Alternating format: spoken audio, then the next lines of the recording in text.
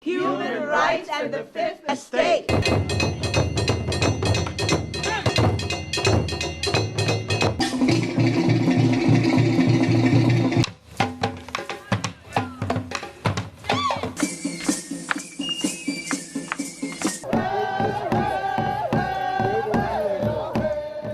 Comunidad. Daraja. Smile. Harambe. Makar. Righteousness. Habla. Human rights and the fifth estate.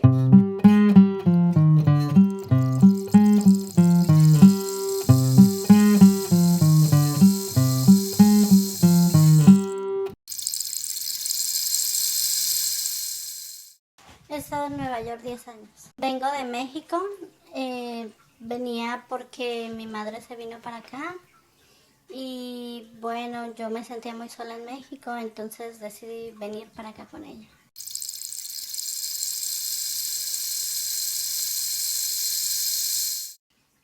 Era muy difícil estar en este país porque en primera solamente tenía mi familia. Y con mi familia tenía mucho apoyo, pero yo no quería pedirles apoyo por vergüenza. Entonces solamente tenía una amiga y no conocía a nadie más. Yo decía, ay Dios mío, si estuviera en mi país, tal vez la vecina o tal vez mi otra tía o mi papá o cualquier otra cosa. Entonces era muy difícil estar en ese país porque no conocía a nadie, ni conocía a nadie, ni sabía de los vecinos, ni sabía de la gente que estaba afuera, porque prácticamente no salía.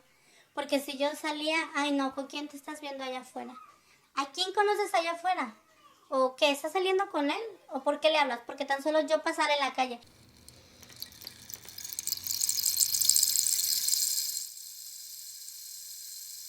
Dijo que tratara con otras cosas. Yo empecé a usar pastillas, yo empecé a usar parches, empecé a usar inyecciones. Y no me podían controlar para quedar embarazada.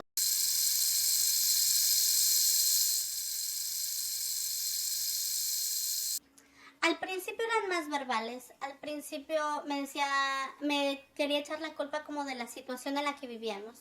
Primero era un abuso psicológico porque siempre decía que yo tenía la culpa, que yo no me cuidaba, que yo malgastaba el dinero. Después poco a poco las agresiones fueron aumentando, ya eran más gritos, ya eran insultos.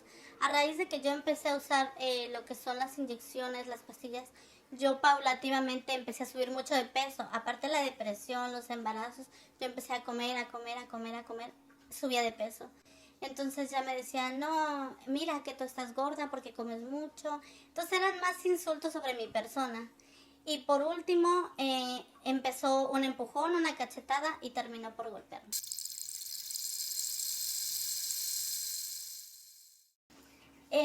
También otra de las situaciones era que la economía, y ese era un factor muy grande porque, bueno, empezamos a tener niños y ya era más cargo de pamper, ya era más cargo de comida, ya eran más gastos de ropa. Otras de las dificultades también era la libertad, porque él como que ya se aburrió de esa vida familiar y empezó a quererse salir, por ejemplo, a las barras, a las fiestas con sus hermanas. Yo le decía, bueno, pero si tienes para irte a una barra, ¿por qué no tienes para pamper? Y me decía, no, pero es mi dinero, yo puedo hacer lo que yo quiera con él. Entonces ahí es donde tuvimos muchos choques, porque entonces yo tenía que ser madre, tenía que ingeniármelas para que el dinero alcanzara la casa y él simplemente ya no le interesaba. Siempre a mí me daba pena yo siempre era muy tímida, me daba vergüenza exponer y decirle me pasa esto, me pasa lo otro. Yo sabía que necesitaba ayuda, pero me daba vergüenza. Y cuando ya empecé a hablar con una amiga, mi amiga me decía, bueno, ¿cómo tú puedes quererlo más a él que a tus propios hijos? ¿Cómo puede ser posible que lo puedas querer más a él que a ti? ¿Cómo? Porque a veces yo trataba de protegerlo. Yo trataba de no hablarle a la policía o que no se enterara mi familia, que no se enterara su propia familia. Por lo mismo, porque yo no quería hacerle daño. Porque yo en ese momento yo decía, no, él es el papá de mis hijos. ¿Cómo le voy a hacer eso?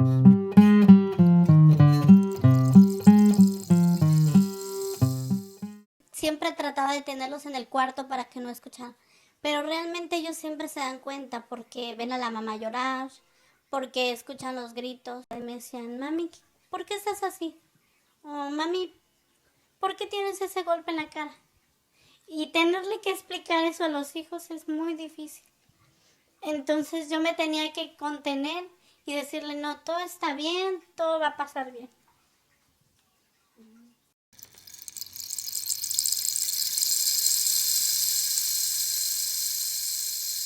Tenía miedo porque sus amenazas siempre fueron, tú no trabajas, tú no tienes dinero, ¿cómo los vas a mantener? El Estado te va a quitar los niños y me los va a dar a mí porque yo sí estoy trabajando.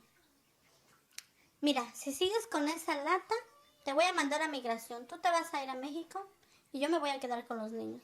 Él sabía que para mí el punto débil eran mis hijos. A mí me podía decir lo que quisiera, pero ya decirme a mis hijos, a mí eso me daba mucho miedo. Pero nunca le vi sus propias responsabilidades. Entonces era más un abuso psicológico y yo misma era mi propia enemiga. Porque yo misma me echaba la culpa, porque yo misma pensaba que yo era el problema y no me daba cuenta que él era el problema.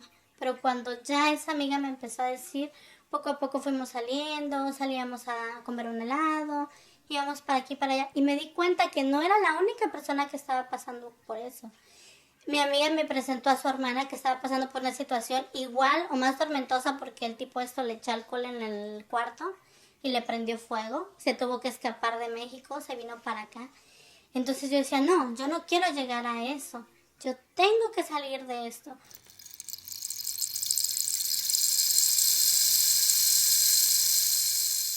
Peores de todas fue cuando yo le dije que estaba embarazada de mi último hijo, que era el cuarto. Él me dijo que definitivamente no podíamos seguir teniendo más niños, que la economía estaba bastante mala y que yo tenía que abortar. Nos fuimos a una fiesta, estábamos con su familia y todo tranquilo. Yo me di cuenta que él estaba texteando y él no me dejaba ver los textos. Yo le dije, bueno, déjame ver qué es lo que estás escribiendo. Me dijo que por qué. Y bueno, la verdad es porque yo vi que él estaba texteando con una mujer y no estaba diciendo cosas buenas. Entonces yo le pedí el celular cuando llegamos a casa y él, sabiendo que yo estaba embarazada, me empezó a cachetear, me empezó a golpear, me empezó a tirar del pelo. Mi mamá se enojó, bajó, le dijo que se fuera y después de eso al poco rato llegó la policía porque los vecinos habían escuchado los gritos y le habían llamado a la policía. Yo traté de meter las manos como yo podía, pero yo primero que hice fue protegerme la barriga. Y ya después de eso ya fue que se me fue encima, entonces mi mamá bajó porque escuchó los gritos. Entonces ella agarró y lo jaló, luego estaba la puerta, lo tiró para afuera y cerró la puerta. Pero en eso la policía ya estaba afuera porque los vecinos ya estaban escuchando.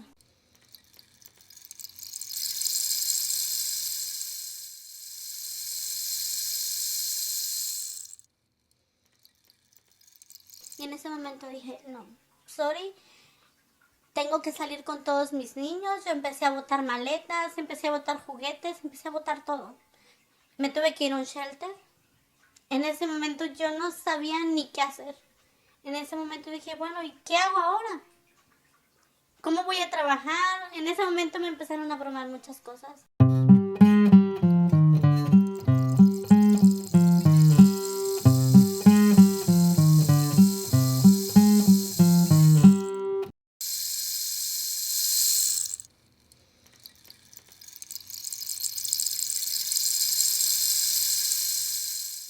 La visa es un documento que te permite estar en este país legalmente y te da paso a que tengas un permiso de trabajo, puedas aplicar para la residencia y más tarde puedas aplicar también para la ciudadanía.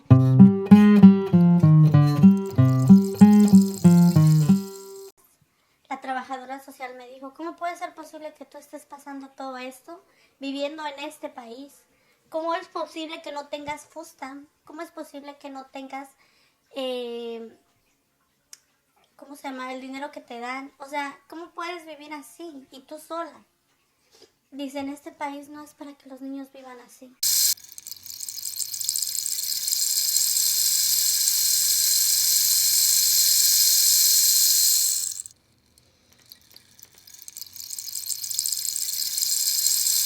Pues muchas ocasiones, pero Había una vez que yo fui a, mi abuelita tuvo un cumpleaños de ella y yo quise ir a visitarla.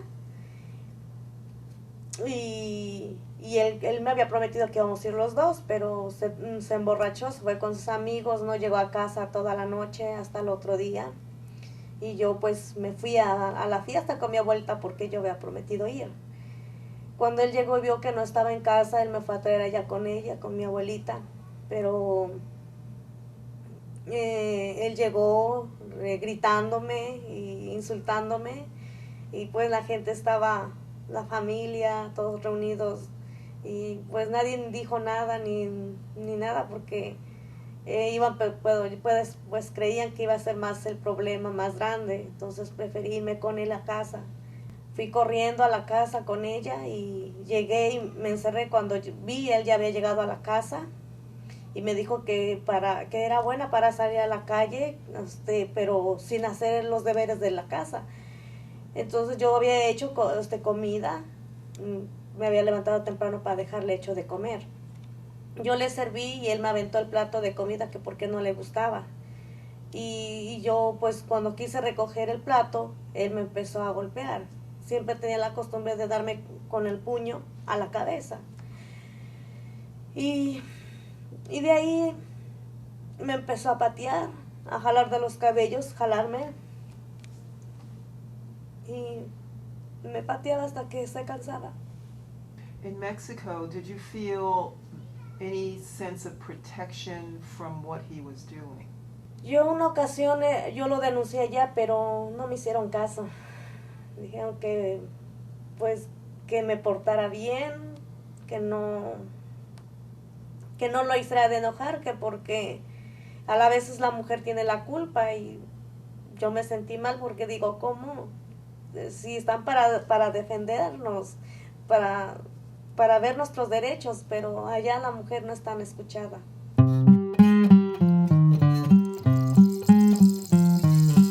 Siempre tenía la costumbre de darme con el puño a la cabeza. Y de ahí me empezó a patear, a jalar de los cabellos, jalarme. Y me pateaba hasta que se cansaba. No le decía nada, solo que disculpara, que ya me voy a salir.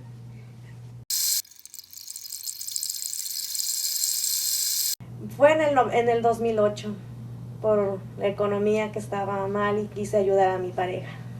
Y me vine con él. Pero me preocupaba por mis niñas porque digo, ¿a quién se las voy a dejar? Pero pues como estaba su mamá, pues se las dejamos a él, mis dos niñas. Did things get better in the United States with him for a little while? Pues no tanto porque era celoso. O sea, no podía ni hablarme nadie porque él se enojaba, o una persona que me llegara a preguntar por una dirección, o si fuera varón era peor, o si era una mujer, ya te está aconsejando algo malo. No podía tener amigas por eso. Did he continue to abuse you there? Sí, mucho, porque era familia de él, porque con mi familia pues no podía hacerlo de frente porque pues era mi familia, pero con la de él sí lo hacía. Incluso cuando él me golpeó esta última vez, su familia, yo le pedí ayuda y ellos no me ayudaron.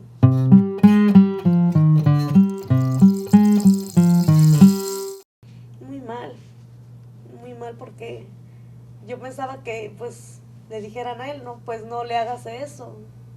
No, es como que si yo no estuviera gritando, como que si yo no estoy llorando, no les importa.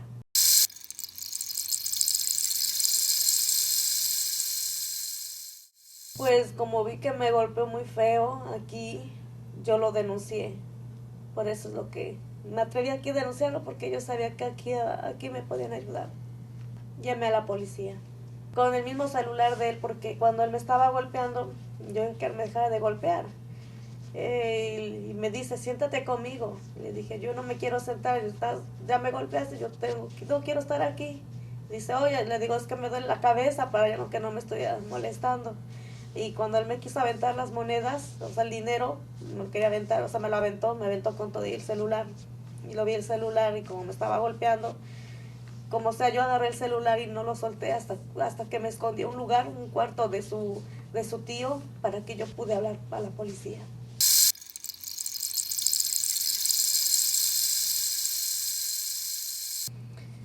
Mejor, cuando vi la policía que llegaba, me sentí protegida. Incluso yo estaba como inconsciente, ya no podía caminar cuando él me había acabado de golpear. Y de repente veo a la policía que estaba afuera. Yo no sé cómo agarré el valor para abrir rápido la puerta.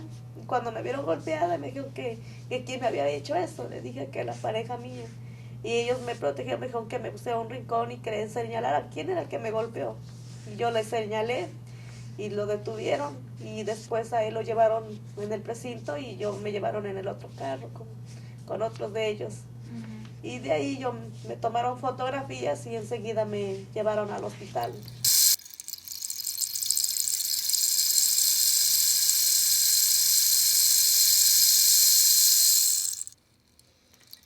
Realmente sí, pero todo para bien, porque cuando yo me vine, lo deportaron y tuve que traer a mis hijas porque ellas tenían mucho miedo, porque también no las dejaba salir. Ellas estaban en casa con su mamá, no me dejaban hablar con ellas, me las habían como prohibido que yo no las viera. Y pues yo me sentí un poco desesperada porque digo, ¿qué voy a hacer? Y como no sabía que aquí todavía ayudaba, porque cuando yo estaba acá sola, pues no comunicaba yo con nadie. Me fui a trabajar, luché para pagar mi pasada, porque se pagan las pasadas cuando uno viene.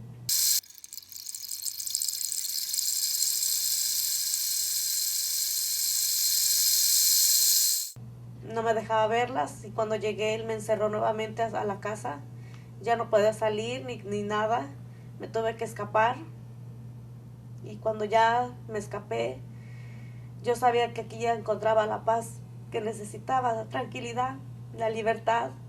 Y fue verdad, porque así me siento ahora. ¿Pero te escapaste con ellas? Con mis hijas.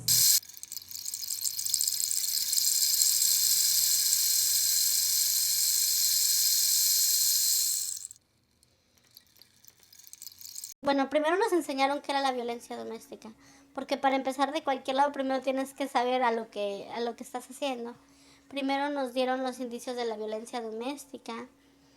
Otra de las cosas que nos enseñaron fue las estrategias para salir en situaciones. Por ejemplo, una muchacha expuso de que ya era tanto el abuso que ella ya tenía a la mano sus papeles, o sea que si tenía que correr, por lo menos ya tenía a la amiga, a la vecina o como sea, o dinero escondido en los pasillos para que si tenía que salir corriendo.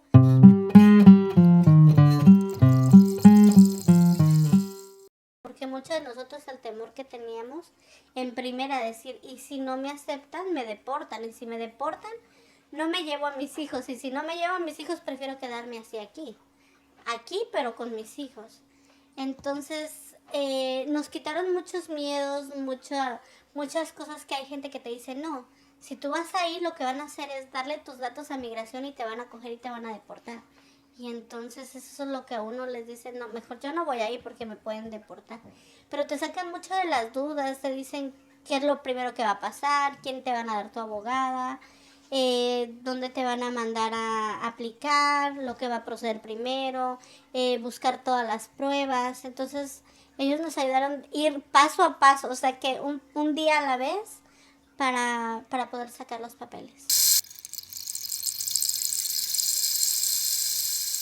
Pues ahorita me están recién tramitando mis documentos, gracias a Dios, porque yo no había tramitado antes por lo mismo, por el miedo, que luego dicen que nos deportan y pues por mis hijas, digo, me voy a reportar y que las niñas se quedan acá, pero no, porque estaba yo mal informada. Cuando ya vine aquí a la escuela, me dijeron lo contrario, entonces ahora pues me estoy atreviendo a hacerlos.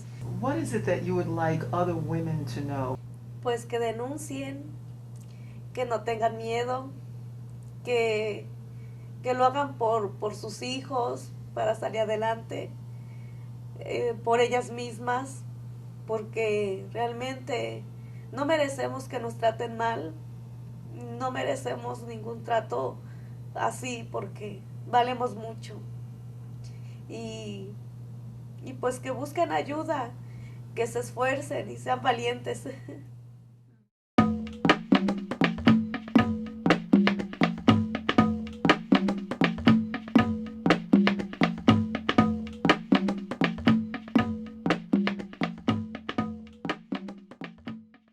I mean, we were finding that women were trapped and they felt that they had no recourse.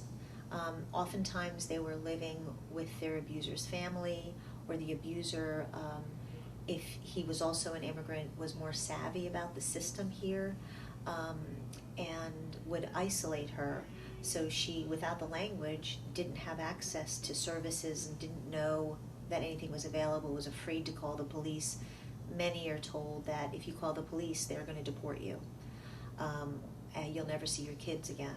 If you tell anybody about this, you're going to end up back in whatever situation you fled from in your home country. So, very scary situation. Women didn't feel that they had access to get medical assistance if they needed it, because again, they were afraid of exposing themselves and their children. So very difficult situation.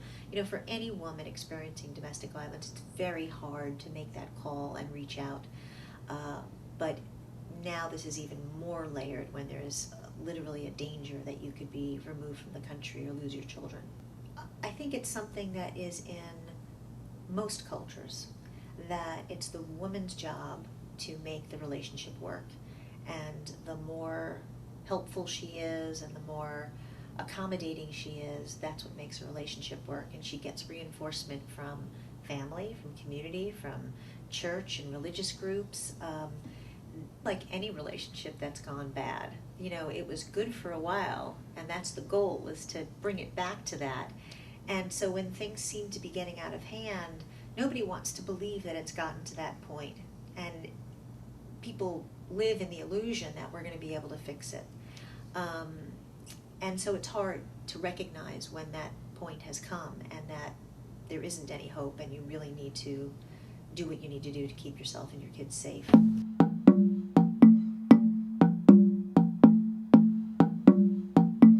It depends on the community as well, and this is where different administrations and different police departments in different towns can make such a difference or become more of the problem.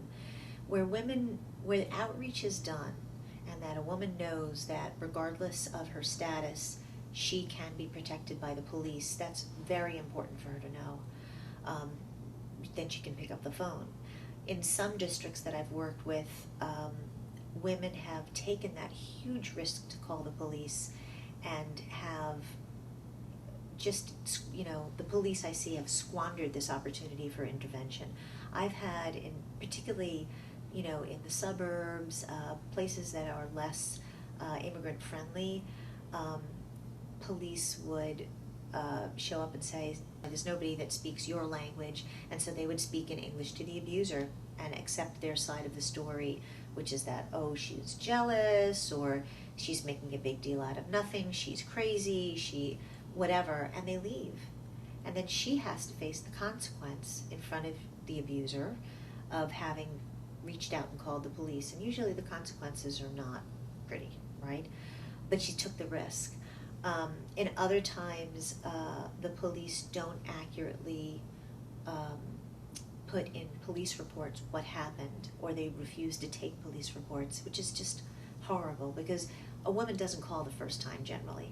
So what she's been through that takes her to the point of taking that risk to call is huge. In New York City, it's gotten much better, and there's districts where it's been very good, that the relationship between the police and the community has been greatly improved, and women have more information that they can call.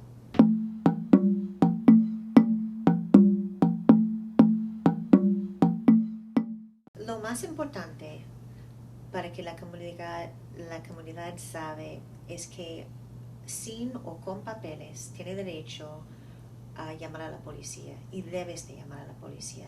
Nunca debes de estar en casa con miedo que algo va a pasar a usted.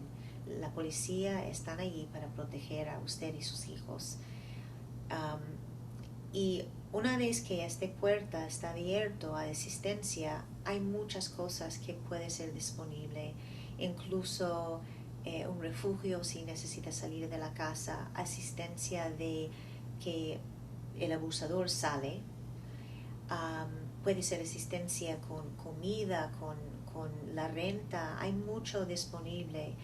Y al final de todo, si tomas los pasos necesarios, a veces hasta asistencia con inmigración para que pueda salir para usted y sus hijos con papeles, también puede ser disponible al final de ese proceso.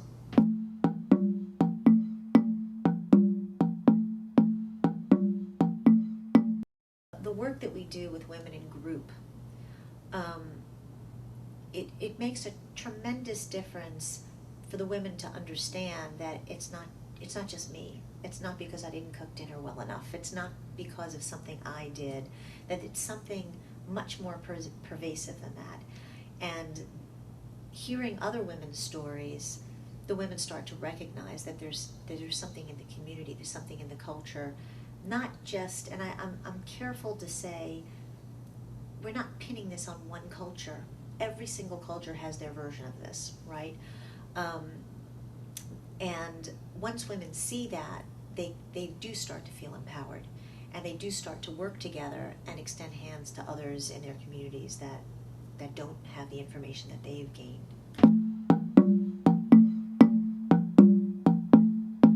For some people who wonder if people should have rights because they're here, I think we need to pan out and look at why people come here.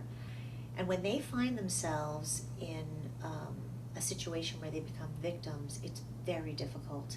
And I would encourage, anybody who suspects a situation to just extend a hand, just to direct somebody to a social service agency, or give them a phone number, or how to call the police, or just ask. Let people know that you care and that there's something that can be done.